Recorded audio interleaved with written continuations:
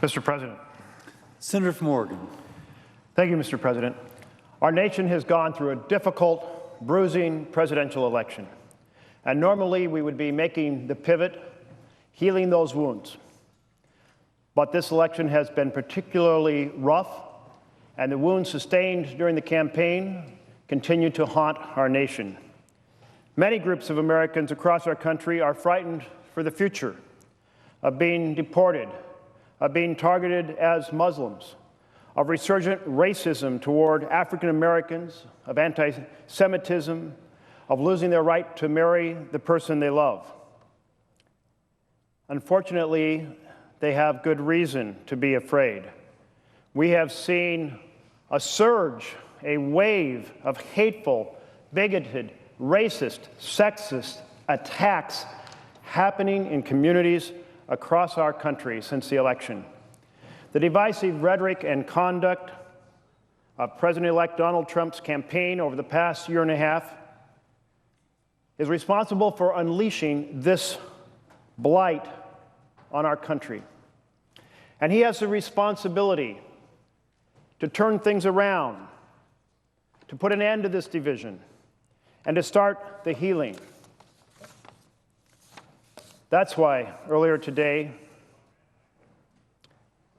10 of my colleagues joined me here in the Senate to send a letter to President-elect Trump, demanding that he stand up and condemn the verbal and physical attacks taking place across this country, that he denounce his own past campaign rhetoric that gave life to so many of these acts of hate and violence, and that it exclude proponents of hatred and discrimination from the ranks of his administration, including immediately firing white supremacist Steve Bannon as his chief strategist. Here is what the text of the letter says. Mr. President-elect, your campaign conduct and your victory have unleashed a wave of verbal and physical assaults against our fellow Americans. In just the last 6 days, the Southern Poverty Law Center has documented hundreds of acts of discrimination and violence towards many of the ethnic and social groups you attacked in your campaign. These attacks are absolutely unacceptable. We condemn them, and we stand united with our fellow citizens. The letter continues. Unfortunately, these acts of hate have been enabled by your campaign strategy of promoting bigotry, racism, and sexism. It is the logical consequence of your campaign attacks on and discrimination aimed at Hispanics, African Americans, veterans, immigrants, women, Muslims, Jews, and individuals with disabilities. Millions of Americans see a president-elect who has chosen to knock them down rather than to lift them up.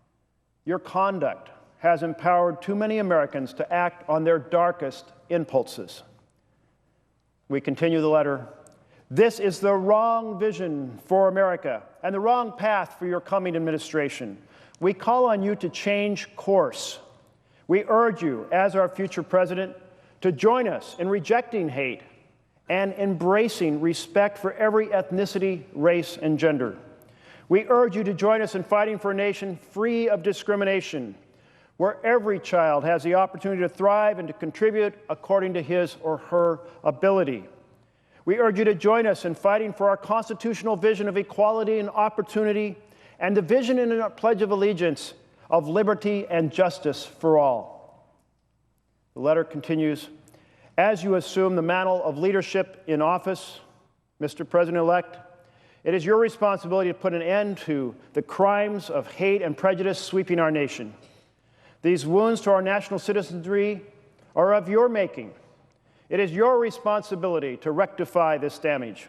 You have the power, as president-elect and as president, to move beyond the hate-filled rhetoric of your campaign. We call on you to repudiate your campaign attacks against diverse communities of Americans. We call on you to address the American people and demand that all Americans end these verbal and physical attacks and replace their acts of hatred with acts of kindness. We call on you to exclude the proponents of discrimination and hatred from the ranks of your administration, and that includes immediately firing Steve Bannon as your chief strategist. The letter concludes, "It is time for you to act boldly and powerfully to put our nation on a path of healing for the sake of all Americans. We call on you to rise to the challenge." And it is signed, in addition to myself, Senator Mazie Hirono, and Senator Elizabeth Warren, and Senator Sherrod Brown, and Senator Ed Markey, and Senator Bernie Sanders, and Senator Al Franken, who spoke so eloquently a few moments ago, Senator Ron Wyden, and Senator Debbie Stabenow, Senator-elect Chris Van Hollen, and Senator Tom Carper. And I thank my colleagues who have appropriately said this moment, this unusual moment in our history, in our time here in the 21st century, that we have a president-elect playing on hate and prejudice and bringing a white supremacist in as a chief advisor is unacceptable. Now, some will say that President-elect Trump cannot himself be accountable for what is happening across our country. But they are wrong. His words and his conduct are directly connected to the harassment and the physical and verbal assaults that we are seeing. And I'm going to share with you all the comments of the campaign and the acts of citizens in category after category to show how these are tied together, how indeed these verbal assaults and these physical assaults are motivated by and justified by the campaign of our president-elect. Thus, to emphasize that it is time for our president-elect to take responsibility, to change course, to embrace the connectedness of our American communities, the vision of equality of opportunity in our Constitution, the vision of a nation with justice for all, and the fact that our president should be working to raise up all families, not raising up a few by tearing down the rest. Let's start by looking at what Mr. Trump said about our nation's Latino citizens. At the start of his campaign, Mr. Trump said, and I quote, "When Mexico sends its people, they're not sending the best. They're sending people with lots of problems, bringing those problems with them. They're bringing drugs, they're bringing crime, they're rapists, and some, I assume," he added, "are good people." Later in one campaign, he promised to build a wall, a great, great wall on our southern border, and I will make Mexico pay for that wall, mark my words.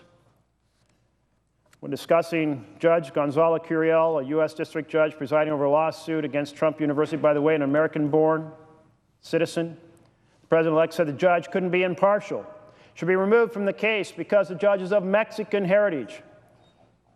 Judge Curiel, born, raised in Indiana. And Mr. Trump's right-hand man, his designated chief strategist, Steve Bannon, used his position at Breitbart News to continue attacks against Latinos. Under his leadership, Breitbart frequently used anti-immigrant slurs and published war on Spanish and nativist-appealing content in his quest to make his platform a platform for white nationalism. It's important to note that even as many Republicans and conservative commentators believe that Mr. Bannon is a man with unconscionable views and frightening ties to white supremacist movements. John Weaver, a former top advisor to Governor John Kasich, tweeted of Mr. Bannon's selection as chief strategist, quote, "The racist, fascist, extreme right is represented footsteps from the Oval Office." Ann Navarro, a Republican strategist, called Bannon, quote, "white supremacist, anti-gay, anti-Semite, vindictive," and Anna then said, "Betrayed America." Glenn Beck, known to all of us as a right-wing radio commentator, very conservative commentator, person who has attacked virtually every idea to help working America that comes from the blue side of the aisle. Glenn Beck said, Bannon is, quote, "terrifying," and that he has helped to give voice to white nationalists. Former KKK leader David Duke and the American Nazi Party have praised Bannon's elevation to the White House. So there should be no mistaking or sugarcoating what precisely this individual, Steve Bannon, stands for. Under his leadership, Breitbart became a leader in anti-Latino, nativist material. One headline after another attacking Hispanics here in America. So when we look at what's happening right at this moment to Latinos today, what do we see? We see students in our schools taunting and bullying their classmates. At DeWitt Junior High School in Lansing, Michigan, white students formed a human wall and refused to let their Latino classmates into the school. In Ventura, California, a Latino mother reported seeing fifth graders at her child's school chanting, "Build a wall." Latinos all across our nation are being harassed and told they're going to be deported. They don't belong here in America, even if they were born here in America. In Andover, Massachusetts, a group of white men in a car threw a water bottle at a young Hispanic woman and screamed, "Time to go back to your country." Insert expletive. "My man Trump," they continued, "is on top now, and we don't want you here." In Southern California, a college student was accosted by a man who said, "I can't wait until Trump asks us to rape you people and send you back over the biggest damn wall we're going to build. Go back to hell." And then he inserted a racist slur for a Mexican and then threw water in the young woman's face. And walls all across the nation are being spray painted with phrases like, "Build the wall higher." In the face of attacks like these, it's hard to remember that we are indeed a nation of immigrants. Unless you are 100% Native American, you are the child or grandchild or great-grandchild, you are the descendant of immigrants. And your forefathers and foremothers came to our country and felt they'd come to a place where they could thrive. We have those beautiful words carved into the base of the Statue of Liberty. "Give me your tired, your poor, your huddled masses yearning to breathe free," and inspires all of us. And each one of us, again, unless we're 100% Native American, have an ancestor who came to the country and felt that moment of freedom and opportunity, no matter where they had come from. Latinos are not the only group of Americans suffering because of the rhetoric of the Trump campaign. African Americans have become a significant target in post-Trump America, as too many take their cues from our next president's words and actions towards that community. Words like the ones that President-elect Trump used to talk about African Americans who work for him. He said, and I quote, "I've got black accountants at Trump Castle and Trump Plaza, black guys counting my money. I hate it. The only kind of people I want counting my money are short guys wearing yarmulkes." He then went on to say, quote, "I think the guy is lazy. It's probably not his fault because laziness is a trait in blacks. It really is. I believe that. It's not anything they can control." End of quote. Those are the words of our president-elect. And when he talked about the Black Lives Matter movement on Fox News, he said, "I think they're trouble. I think they're looking for trouble." He often shows a startling disconnect with the African American community, generalizing that they all live in inner cities that he regularly describes as poverty-stricken war zones. And this disconnect started very early on in his real estate career, when President-elect Trump was publicly sued twice for discriminating against African Americans who were trying to rent apartments in his buildings. Of course, we can't talk about President-elect Trump's relations with the African American community without bringing up his long-standing promotion and advocacy of the birther movement, which tried to delegitimize our country's first African American president. Those efforts go back to 2011, when Mr. Trump was considering a run for the White House and said on one talk show, quote, "If he wasn't born in this country, which is a real possibility, he's pulled off one of the great cons in the history of politics." And he went on and on and on, month after month, questioning the legitimacy of our president in office. Now, to his credit, on that particular point, Mr. Trump has recanted himself. But he used it as a race card time after time after time to delegitimize our president, President Obama, because he's African American. And the views of President-elect Trump's right-hand man, his chief strategist, Steve Bannon, aren't any better. Under Bannon's leadership, Breitbart created a news section titled Black Crime.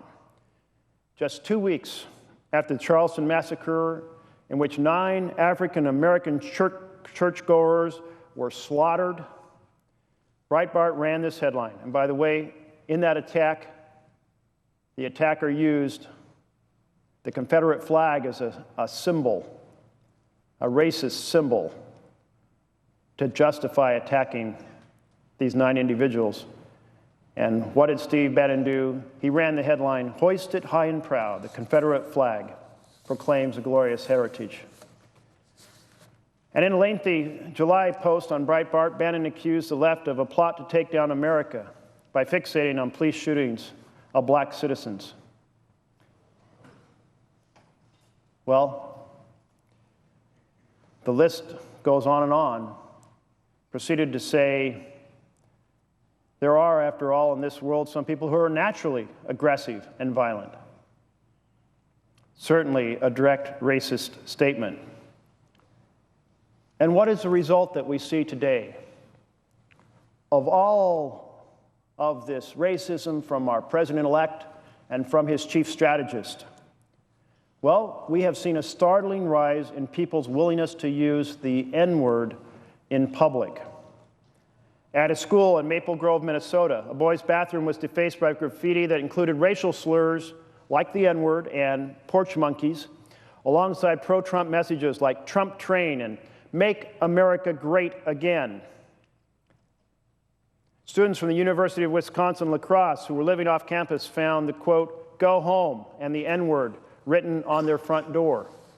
A man in Knoxville, Tennessee woke up one morning to find his car vandalized with the phrase, and I'm paraphrasing, expletive deleted you, insert N-word, and then the word Trump spray painted on his car.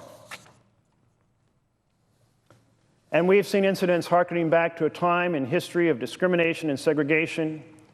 At a high school in Jacksonville, Florida, an individual put up these signs, colored and whites only. The time of Jim Crow in America, where African Americans were treated as second-class citizens. And a whites only sign was found on a door of a bathroom stall in a high school in Duluth, Minnesota. These are just a few of the incidents. But then there's the assaults as well. One incident after another of African Americans being assaulted, like the softball field dugout in Wellsview, New York, where the phrase, "Make America White Again," was spray painted. The harassment of Wall in Durham, North Carolina, where someone decided to write, "Black lives don't matter, and neither does your vote." A horrific incident in my home state of Oregon, in which an African-American woman was attacked in a parking lot of a grocery store in Hillsboro, Oregon. A group of 3 men threw a brick at her, broke her ribs, called her the N-word. They threatened to rape her, and they said, "Now, we finally have a president who feels how we feel." It's hard to imagine how our president-elect, with his own racist commentary, his own past acts of discrimination, his own racist campaign, his own racist chief strategist, isn't at all connected to these events sweeping the country. They are directly connected. And that's why we're calling on the president-elect to change course. The election is behind us. Before you are 4 years of opportunities to improve the lives of Americans. Take the assaults of the past and make them the assaults of the past. Look to the vision of partnership to build a better America in the years ahead. Leave that past behind. Martin Luther King Jr. once said, "Human progress is neither automatic nor inevitable. Every step toward the goal of justice requires sacrifice, suffering, and struggle, the tireless exertions and passionate concern of dedicated individuals." Let's make that the spirit of the next 4 years, where we are dedicated together to progress for all Americans to reach that goal of opportunity and equality and justice. Another target has been our women across the country. Our president-elect repeatedly treated women as sexual objects. Women who have worked so hard to be seen as equals in our society. Women have flown as astronauts. They've reached the heights of science. They've reached peak after peak of leadership across our country. They bring their insight and wisdom into this chamber here, the U.S. Senate, and the House, 100 yards across Capitol Hill. But our president-elect has seen it differently. He said, "It doesn't really matter what they write," referring to the media, "as long as you've got a young and beautiful piece of," and insert a demeaning term for women. Or who declared that you don't give a, insert expletive, if a girl can play a violin like the greatest violinist in the world, you want to know, what does she look like? Our president-elect derided a political opponent by commenting on our looks, saying, "Look at that face. Would anybody vote for that? Can you imagine that? The next face of our president?"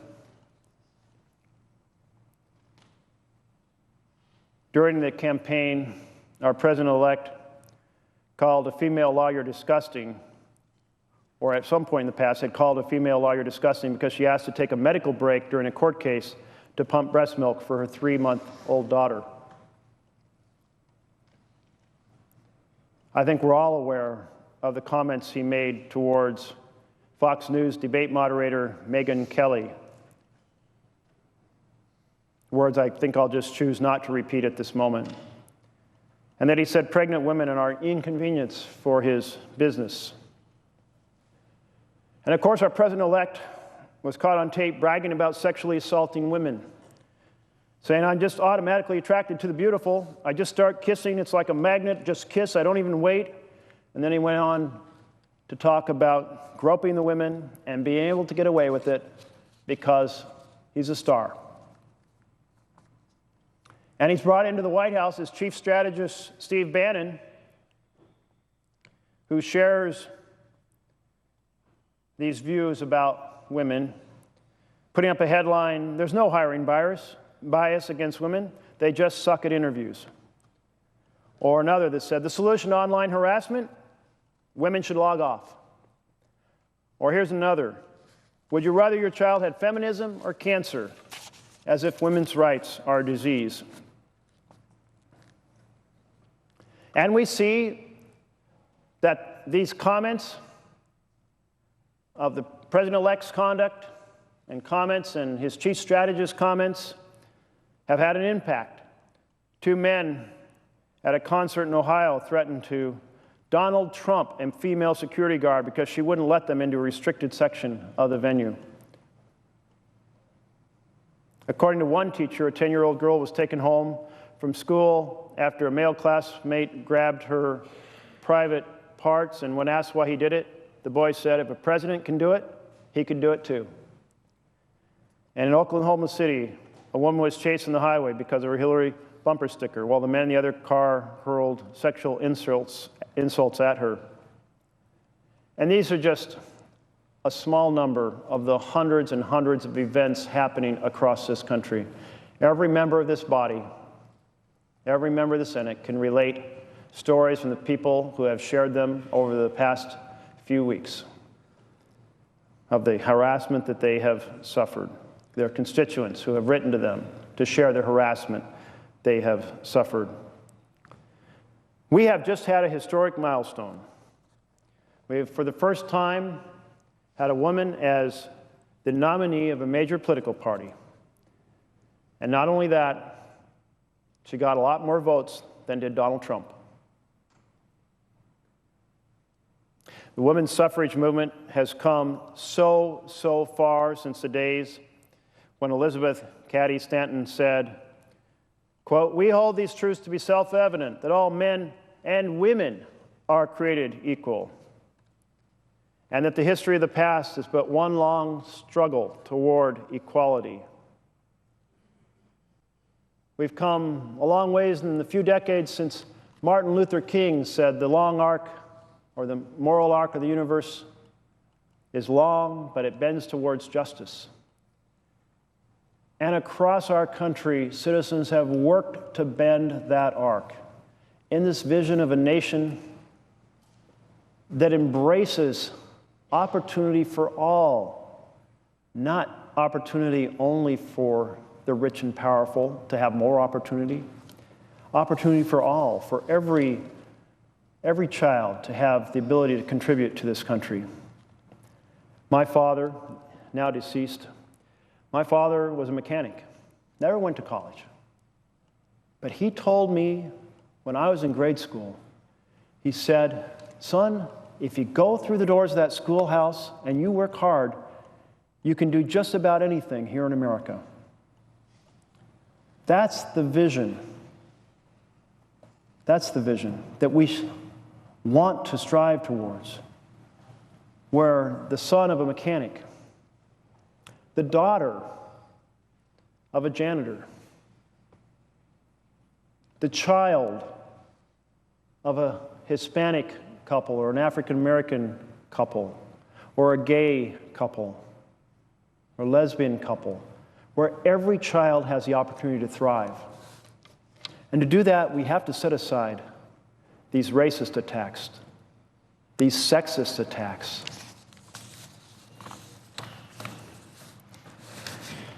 Well, another target has been our Muslim American community.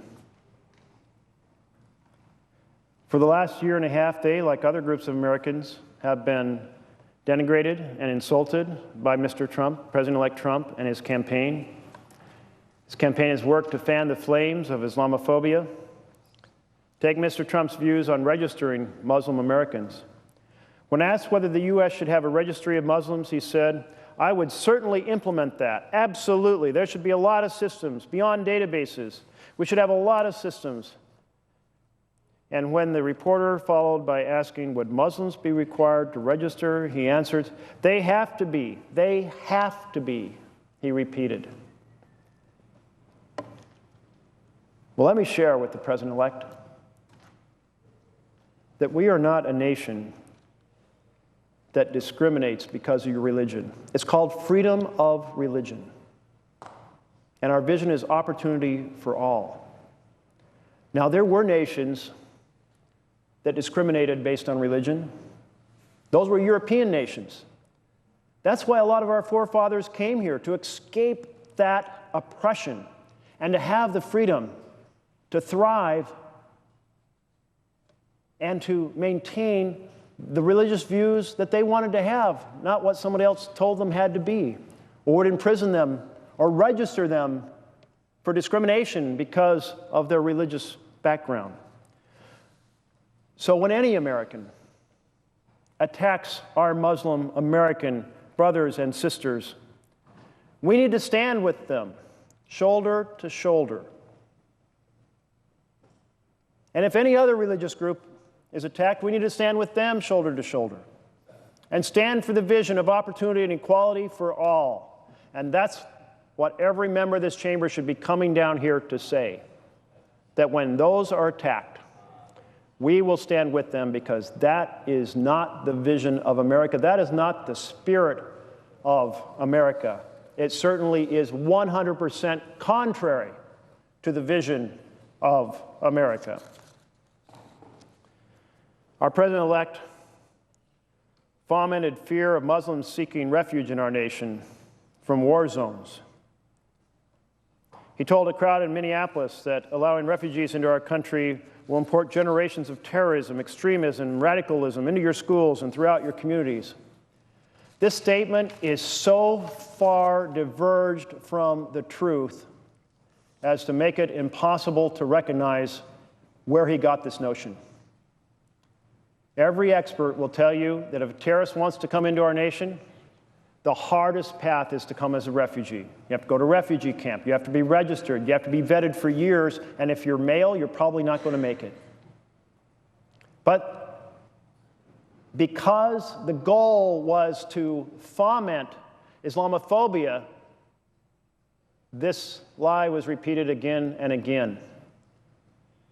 Much easier to come into our country on a tourist visa, a business visa, a student visa, not a refugee settlement visa. Our president-elect told the same crowd that refugees settling in Minnesota were joining the ISIS and spreading their extremist views all over our country. And now there are reports from some connected with the transition team that the incoming administration is considering implementing a system for registering Muslim Americans, just as President-elect Trump talked about, and using our country's shameful internment of Japanese Americans to justify this idea because it's a precedent. Let me be clear, imprisoning fellow Americans, as we did during World War II, was a shameful and dark chapter and a mistake. And we need to make sure we remember that it was a mistake and never use it as a precedent for action in the future.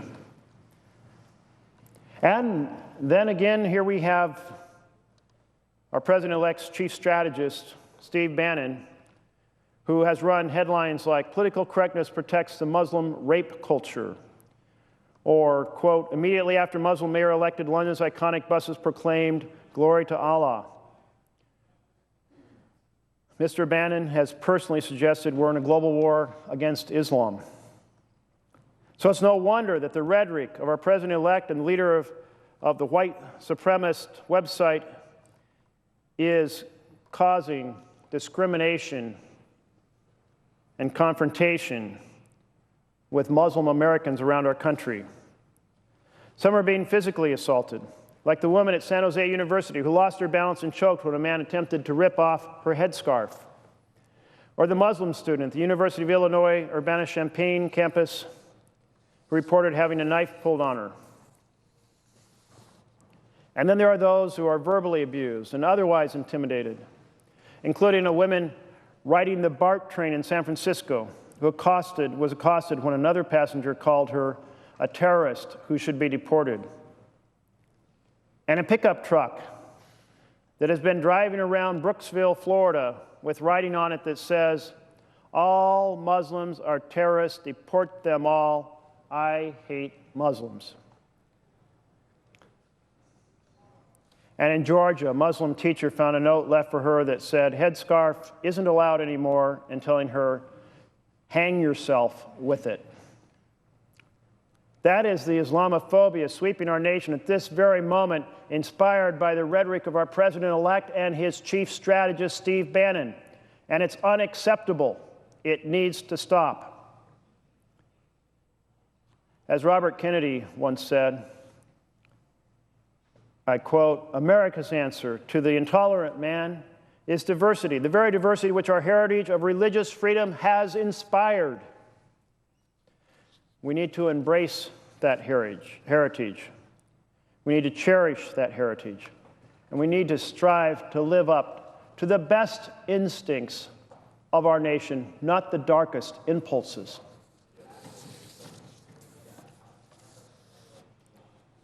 Yet another group that is feeling threatened is our LGBTQ community. And I will note that Donald Trump in his campaign did not attack our LGBT community. And he said on 60 Minutes the other night, when the question of same-sex marriage came up, he said that's settled. But actions speak as well as words. And of all the possible men and women he could choose as a running mate, he chose now President-elect Mike Pence, the most anti-LGBTQ governor in America. This individual is someone who has signed a draconian religious liberty law in Indiana that empowers individuals and businesses to discriminate against the LGBT community.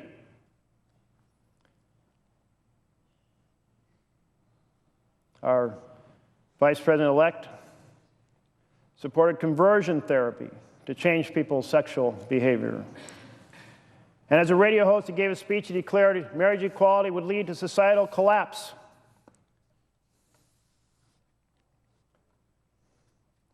And Mr. Trump's chief strategist echoes much of this.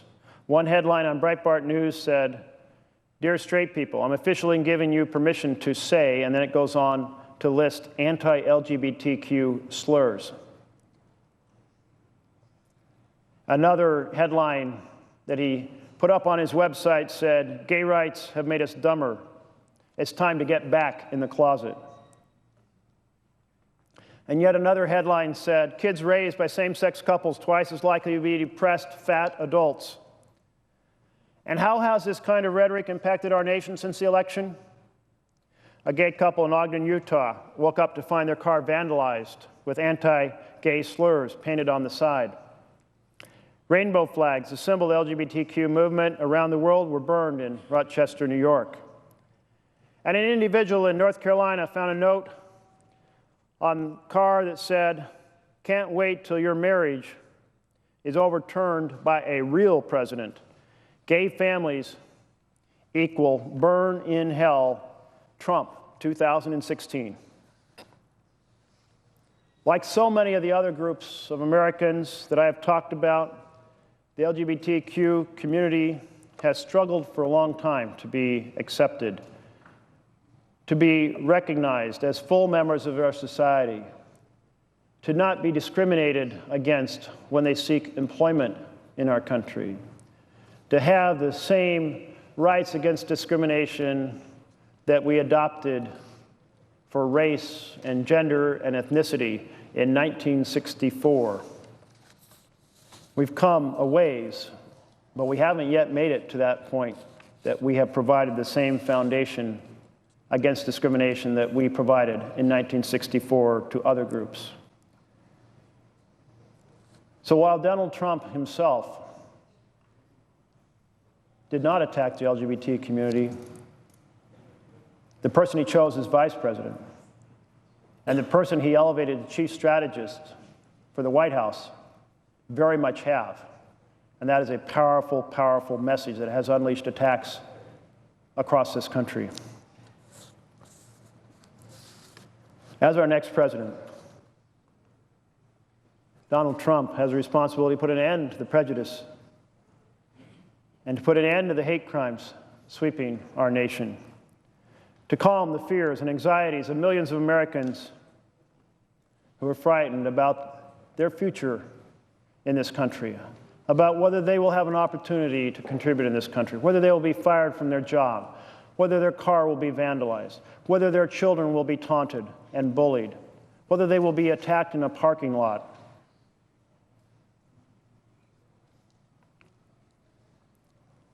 Across the nation, thousands of people have been turning out to walk the streets and to protest. They're trying to send a message. Now, sometimes that message has gone off track. In Portland, Oregon, thousands turned out to send this message to our president-elect. Put the hate speech and hate acts behind you. Don't bring white supremacists or deeply prejudiced individuals into your administration. Let's have a next 4 year that embraces all Americans and their opportunity to succeed. They're trying to send a message by walking with their feet from park to park, across bridges, through the streets.